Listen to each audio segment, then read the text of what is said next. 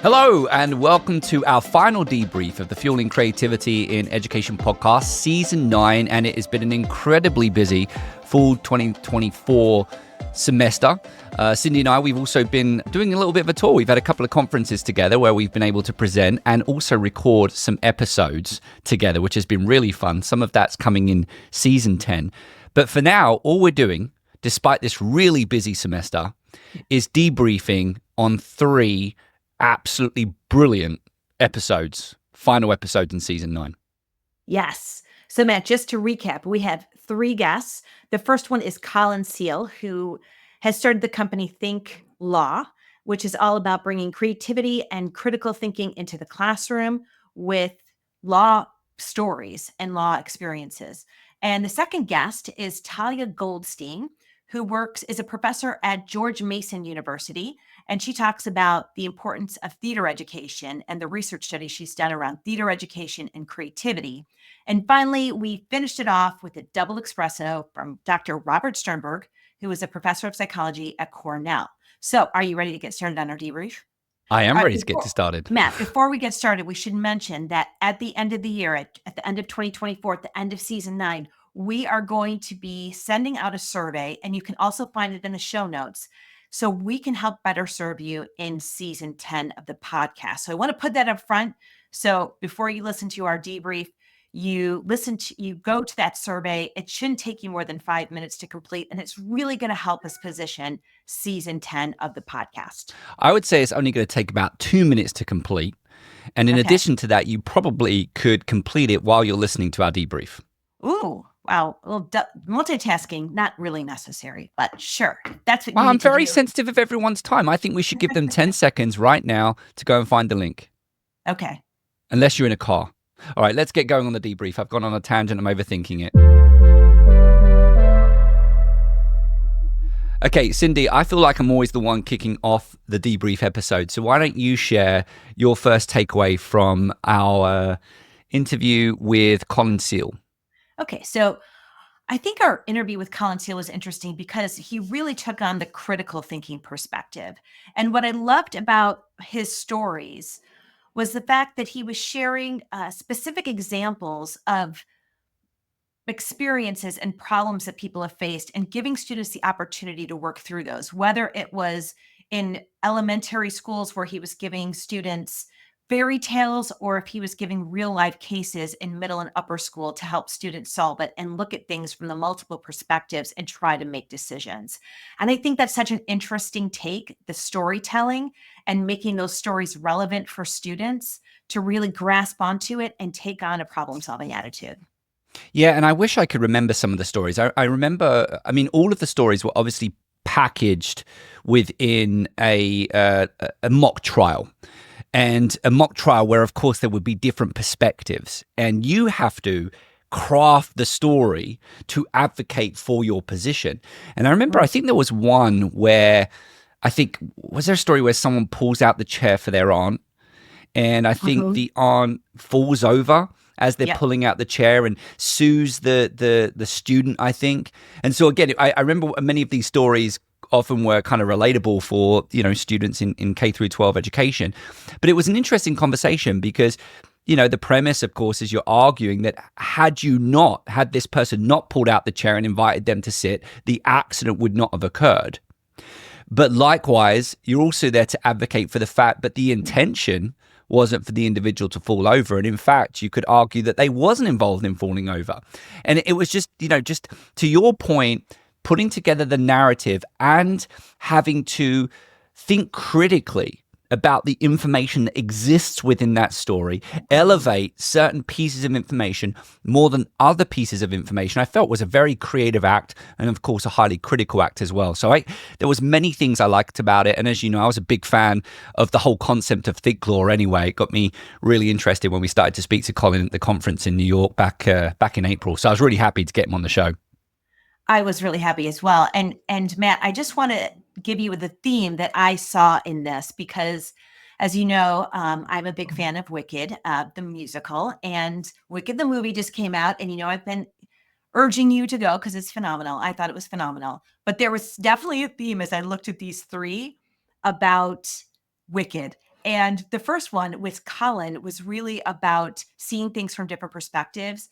As in Wicked, and I don't know if you know this yet, but in Wicked, the Wicked Witch of the West is actually doing things because she's doing good. So, really seeing, going from the Wizard of Oz, where she's depicted as this horrible human, to Wicked is a switch in another way. And I think what Colin does is he really makes that switch in terms of helping students understand a very different perspective, even when you look at, say, the Wicked Witch of the West and Wizard of Oz and say, oh, that's evil. When you see it in a different way, how much you look at it in a different way, so you can see the different depiction of who she is. So you're going to see a theme in my responses to all three. Oh, very cool. And absolutely. I totally agree. Well, Cyndi, you're actually touching on what my takeaway from Colin Seale's episode was as well, is I think that idea that we do see events differently. And of course, those events, how we see those events, are going to be shaped by our innate bias, our background, our understanding of past events. And if you just think about law, that's one of the reasons why we work to try and make sure jurors are not exposed to too much information that's within the media, because we're trying to make sure that they are only considering the facts of the case, as they say it. And so this concept of getting young people to try and identify the facts of the case feels incredibly timely in our world as well, given the challenges that we have around social media. Right. Okay, Matt, let's hear your number 2 with Dr. Talia Goldstein. Well, I mean, that was a cool discussion. I mean, it another incredibly passionate guest that we had on the show, highly knowledgeable, discussing a topic that you and I obviously greatly value because of our background in theatre education. But we've got someone who's really kind of immersing themselves in the research as well. And for me, as you know, I feel like it's one of those things that you see the value of theatre education, you see the connections to creativity, but I don't know if I've ever really been able to articulate it. And there's lots of pieces to it, but articulate it in a way that, I suppose, dare I say it, sounds a little scientific. And I felt that was what Talia was able to do. And I would say that, just to give you an example that can be my takeaway, was this idea. I remember Michael Caine said in his biography, he said, when you're not acting on the stage, or he had been told that he was standing still and didn't have like much of a facial expression when he was learning to act. And I can't remember, an acting teacher or a director said to him, why are you standing like this? And because I've got nothing to say, I believe he said. And the director said, but your character is thinking of lots of things to say. They're just not saying it. And what it does is it shows the fact that, I remember I took that lesson with me and was constantly thinking about that on the stage. And I'm sure other people do as well. But it was this idea of filling in the gaps in between the dialogue, filling in the backstory of your character, thinking about where they go next after the play has finished. All of these things are acts that you do when you're inventing or playing a character, whether it's an imaginative play or on the stage. And there's a lot of learning that goes on to that. But to bring it back to a takeaway relevant to our podcast and creativity, it made me think, is there connections to a higher tolerance for ambiguity, for example, and the ability to fill in gaps when you don't have all the information in the problem, to make a hypothesis, or at least allow an assumption to take the lead on something. I don't really know yet, but I'm comfortable working on this assumption, even though I know it's assumption, to go forward, to go forward and engage in this process. So that was one example of a few different examples that I sat there and I said, this could be a very specific thing that begins to help me answer the question, but why? What's the connection between theatre and creativity? So I don't know if you want to follow up on that or share your one, but it was an incredible conversation. I hadn't really thought about the ambiguity piece. And I think that is really important in terms of creativity. Where mine came in from, and again, we're going to go back to Wicked, is seeing things from multiple perspectives. And and her, and I use the word "and" there, and her acting habits of mind, which I really appreciated having that language. And I've sent this to a number of my colleagues who are in theater education, because I think having language to share with people in terms of what the students are learning is really important. But again, one of the things that I thought was interesting as I was preparing for this debrief, Matt, was when we look at Colin Seale, we were looking at law and we were seeing things from different perspectives. In theater, you step into this role and you have this empathy for this character and you're seeing things from multiple perspectives. So I never really thought about this relationship between law and theater and that there would be any connection. But there is such a significant connection in helping students look at things from multiple perspectives, which is one of the core competencies of being a creative person, being able to see things from multiple perspectives. So for me, that's what really stood out. I thought it was really interesting. And again, going back to my Wicked example, you're sort of, when you see the show Wicked, you're really seeing things from different perspectives. And the whole storyline changes because you're seeing it from a different perspective. And I think that's what theater does. Whether or not you're standing on stage or just going to the theater, I think you can have those same benefits. And I think the other piece that I found really interesting was this body awareness piece. So it sort of goes back to what you said in terms of, it's not just you're standing there and it's not your turn to say anything, but like what's happening inside of your body as all of these things are happening. So I would say it's a yes and. Yeah, no, I love it. And I would also go as far as saying that because there's obviously the director has a large part of determining the perspective that's being expressed collectively on the stage when telling a story. But we as individuals, to your point, bring those perspectives in I think, a very similar way to what I was saying when I think Talia even used the word acting is filling in the gaps. And I think filling in the gaps, whether it is generating things that you're thinking you want to say but not saying them, or it is acknowledging a different perspective that exists in the story, I think that's also a highly creative act. And I think it's why we look at imaginative play as being a creative act, because we are constantly inventing new ideas to fill in the gaps in our story. I love that. Filling in, so it's sensing gaps, looking at things from different perspectives. There's just so many layers to it. And it actually reminds me a lot of our conversation with Dana Rowe and James Kaufman about theater and creativity and all of these different creativity skills that emerge because of theater. So Matt, I've been really, I don't think we set out for this, but I think we have a really good bank of interviews around theater education now that we have up on our website for those of you interested in taking a deeper dive into theater education and the relationship to creativity.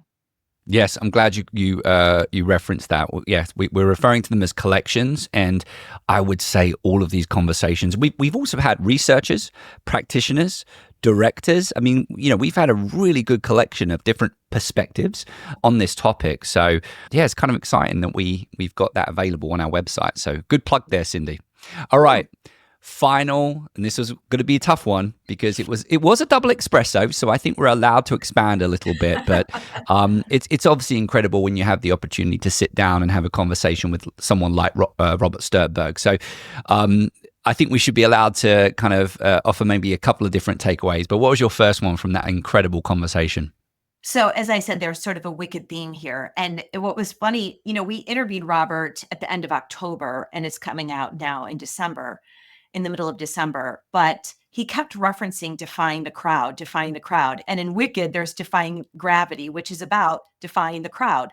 And one of the things he said was, it's really hard to not conform, that is the most challenging aspect of being creative, is to not conform. And we conform because it's a natural part of us wanting to be social human beings. And in the psychology literature, we want to be able to relate with others. We want to, we don't want to gaslight ourselves into thinking what we're thinking is wrong. But what stops us from being creative is we are afraid to not conform. And that's where the defying gravity piece comes in. So I just thought it was interesting as I was listening back to it this morning about him saying, defy the crowd. You have to learn how to defy or be comfortable defying a crowd. And I mean, Matt, you and I have had many conversations offline about how challenging it could be to sort of step outside of what everyone thinks. And I know Paul Torres also said, be comfortable in the minority of one. And I don't think that's a very easy thing to do for most people. So what were your thoughts around that? Yeah, no, I would love to build on that, and I mean that was one of my takeaways. I've got another one that I can share, but to build on that, first of all, if I recall correctly, my takeaway was, he had listed his different intelligence: creative intelligence, analytical intelligence, practical intelligence, and wisdom. And within creative intelligence, I think there's a relationship there with creative thinking, the capacity to generate ideas. And then, of course, after that, we have conversations about, is creative thinking also selecting those ideas, choosing the best one, implementing those ideas, and ultimately creativity is a lot bigger than this. And my takeaway from that conversation was there was the suggestion that actually to define creativity or creativity is the ability to not conform. Mm. And I think that's probably more relevant at the pro-C level. I think it might be easier, for example, to, play a different imaginative game as a child than all the games your friends are playing. But that being said, I also know that there's a point at which some children who want to continue to be imaginative in their play do eventually conform to playing the popular sport in the playground because that's what the majority of their friends are doing.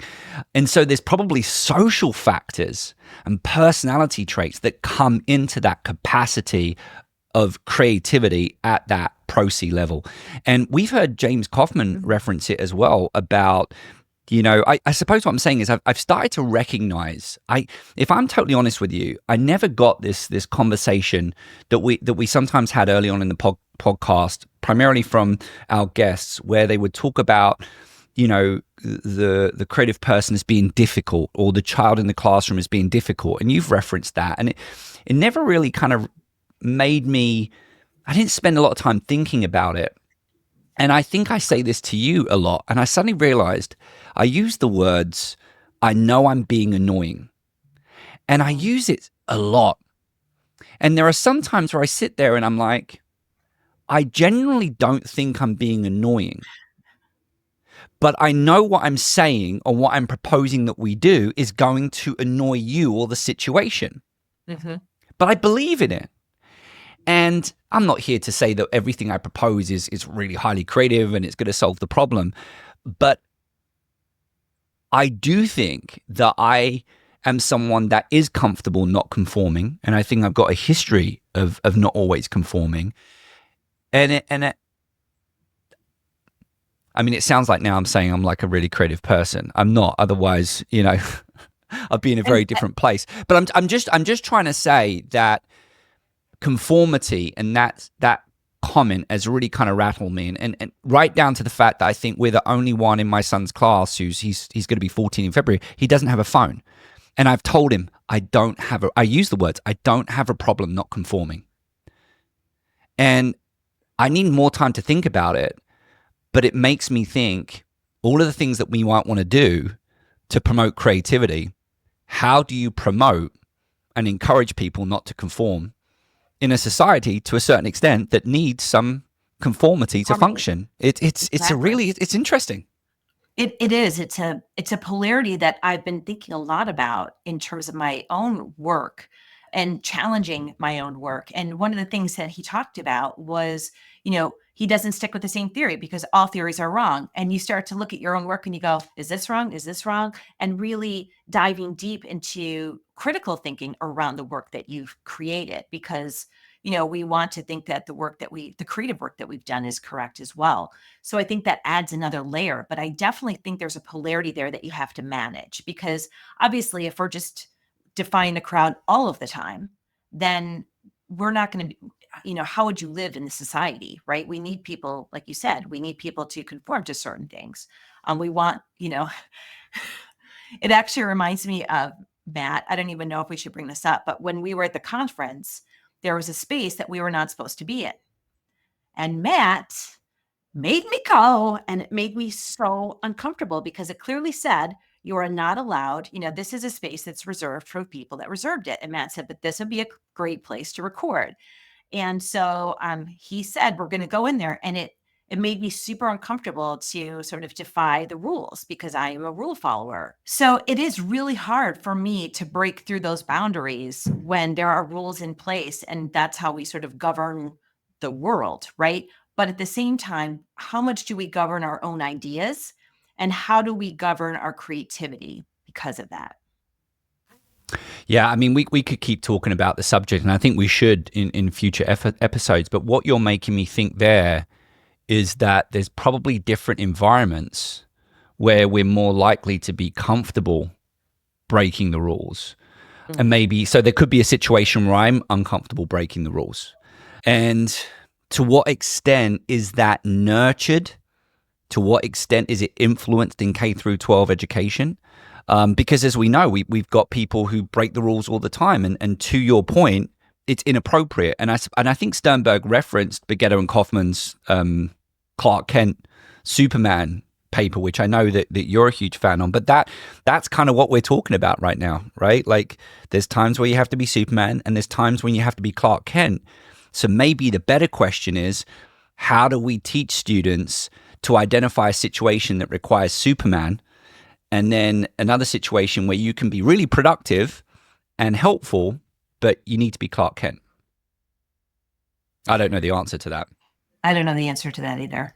Okay. Now, Cyndi, before we move on, though, I've got a question for you from Sternberg's interview, because I know at the moment you are looking at colleges for your son. So you started that process a little bit. And as you know, I teach classes for our first year students, and I actually take pride and enjoy making some of these classes a little bit more as a kind of first year experience type class to help students transition from high school to college. But one of the things that I found really fascinating was the rainbow study that Sternberg had referenced. And I don't feel comfortable getting into the weeds of it, but it was obviously looking at kind of predicting first year grades and looking at seeing if creativity is a good prediction for GPA. And there looks like within that 1 year, and I don't think they had funding to continue that study, but it looks like there was a positive relationship where we saw that, students who scored high for creativity tended to also have a good GPA at the end of the first year. And as that conversation went on, if I recall correctly, Sternberg was suggesting that part of the benefit of creativity is adapting to those new environments and helping with that transition from high school to college. So I found it really fascinating of that example of how creativity actually can just assist us in life. It's not just about being productive in your career or being productive in the classroom. It's about the fact that perhaps creativity can assist us in these awkward transitions that we have in our lives, whether it's every 10 years, 15 years or whatever. But high school to college is quite a big life transition. Yeah. And so wanted to get your points on that as you're a little bit ahead of me with this, on how you think it might relate to this transition to college, both from beginning to select colleges and get ready for higher education. That's a great question, Matt. I think for me, it's all about being a good problem solver and being able to manage the challenges that come at you as a young adult. So my son, who is about to turn 17, as he starts to identify things, to really be able to understand who he is and what his needs are and how he goes about progressing toward that college application. And I was thinking, actually, when I was listening to Sternberg this morning, re-listening to it and thinking about that kaleidoscope project, how if they were looking at my son just for academics, he would do well. But if they were also looking at him for creativity and problem solving and the ability to, create new ideas, I think it would be a different picture. And it's unfortunate that they didn't receive further funding on that, because I do think it levels the playing field, and it looks at something that is different and adds another layer of being able to say, when you come in, you're not only going to learn knowledge, but you're going to be able to do something with that knowledge that is new and useful for our domain.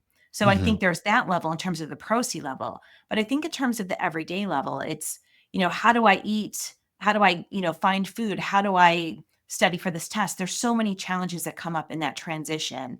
And it's funny because as much as I feel like I'm trying to prepare my son for going away, there's still going to be things that we didn't realize were going to be challenges. So preparing them for college and those challenges that they're going to face, especially the ones that we aren't even aware that they're going to face, right? The ones that come up, and that cognitive flexibility that has to come as you go on and start to live an independent life, because ultimately that's what we want from our kids. I mean, yeah, it's great that they come back and visit us and, spend time with us. And we want them to be, functioning adults who have careers or jobs or, and able to live on their own and independent from us. So it is a hard transition. It's like letting go of this and trying to help them. And I think the way we can help them best is through problems, helping them to solve problems in creative ways. You're making me think back, and we don't have time to probably ponder this, but I'll just throw it out there. Maybe we could come back to it another time. But you are bringing me back to a thought I had this morning. Could we ever be successful without engaging creativity? And I've been trying to create different scenarios in my head. Mm-hmm. And the reason why I'm making the connection to what you just said is that level of independence. That there's a point at which we do need to be able to be independent. And I think there is some individuality to what you're saying. We talk a lot about the need to solve big problems. Sternberg spoke about transformational creativity. And obviously when we're talking about those things, of course, we're collaborating, we're working with people across the world. But then also to function, to succeed in everyday life, there's a need to, I think, also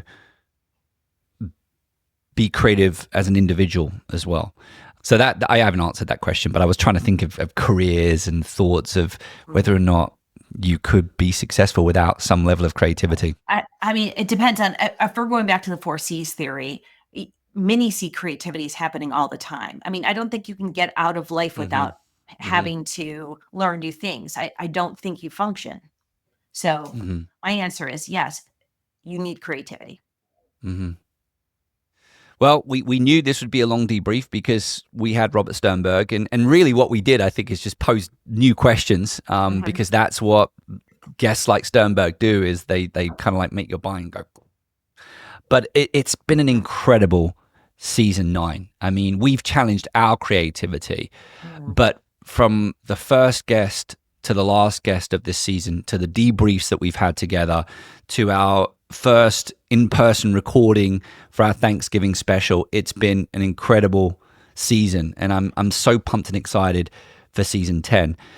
Before we get into season 10, we probably do need to make a couple of shout outs. We've got an episode next week with our emerging scholar, Jimmy Wilson, and Jimmy's going to be kind of providing his debrief, his takeaway from the perspective of an emerging scholar. We're keeping the theme perspectives. We've got Matt and Cyndi's perspectives. Oh, we love Matt and Cyndi's perspective, at least we hope you do. But we also think it's important to bring on the perspective of emerging scholars in the field, and that's something that Jimmy Wilson's going to be doing next week. And then after Jimmy Wilson, Cyndi and I have decided to go on a journey where we're going to go back and identify some of our favorite episodes from season 1 as our kind of off-season shows. And we're just doing season 1, Cyndi, right? Season 1 only? I don't know. I might pick something from maybe the first 3 seasons. Oh, you went to the 3, but I figure if we do season 1 and season 2, then the following year we could do season 3 and season 4. Otherwise, before we know it, it's going to be season 1 and season 2. Season 1 and season 2, yeah, and that's 20 episodes. There was some good stuff in those 20 episodes, yeah. Lots. So that's what we're doing during the off takes. They're a little bit shorter episodes, but yeah, we're good to go. We better mention the survey again, Cyndi. Yes, please do the survey. We beg you. Please do it. Please do it. Please. If you listen to any of our episodes and you've enjoyed it, please listen. We really, really want to take your feedback. Oh, and Matt, we forgot to tell them the best part. We're giving away lots of prizes. We don't know what they are yet, but there's going to be a lot of prizes we give away. So there's another reason to do our survey. You're going to get a prize. Yes. Or there's a good chance you're going to get a prize. Okay, my name's Dr. Matthew Worwood. And my name is Dr. Cyndi Burnett. This episode was produced by Matthew Worwood and Cyndi Burnett. Our podcast sponsor is Curiosity to Create, and our editor is Sam Atkinson.